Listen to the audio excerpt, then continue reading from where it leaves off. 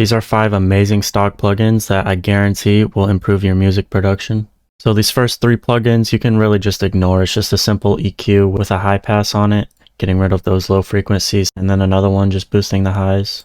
And then a compressor with a very slight ratio and a pretty harsh threshold. So it's capturing those sounds, but it's not capturing as many as it would if the ratio was turned up. All right, now that we're past the boring stuff, here we're at gross beat.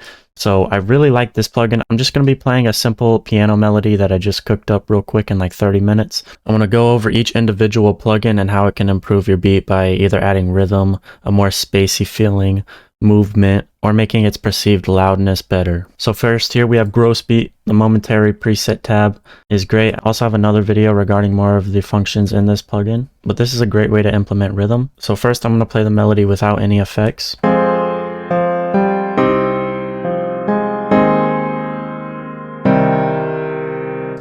Now we're going to add this gate on it, and this really helps to add rhythm, like a lot. If you can't think of any other ways to add rhythm directly with the melody itself, then adding this effect will improve it. So you can mix it in using this volume knob right here and all the way up.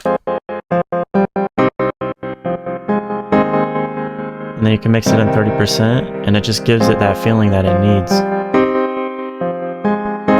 There's also different versions of the noise gate.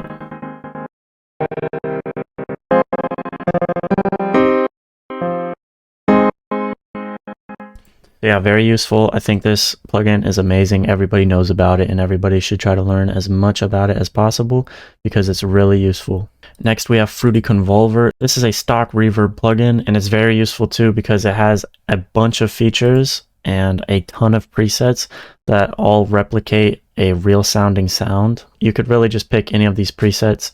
I like the ones under reverb devices. Those sound pretty good. Quick little tip, if you want to do reverse reverb, just go to this wrench and then go to time and reverse after you've selected the area that you want to reverse, and boom, there you go. Next we have these 2 chorus type of plugins. So the first is Fruity Phaser. Has really weird effects. It's basically a chorus that's just modulated more. And I went to this Aqua Nice and this is the effect that it gave.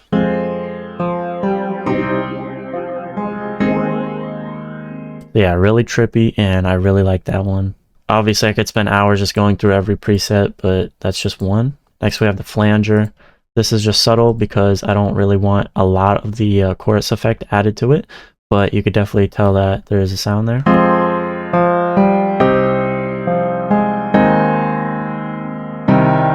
And this last one is this distortion. So this is a really clean way to distort and kind of saturate your music. So it'll definitely make it louder, or I guess the perceived loudness you could say.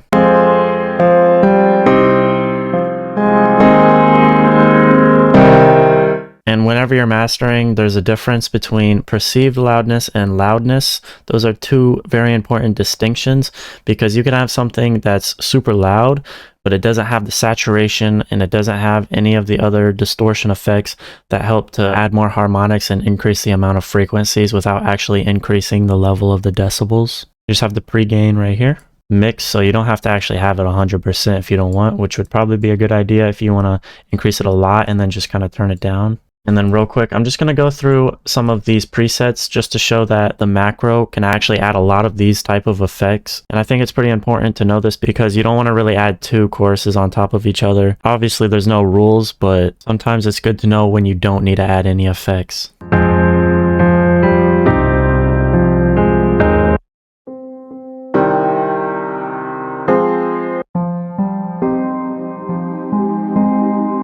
Drop a like and follow for more.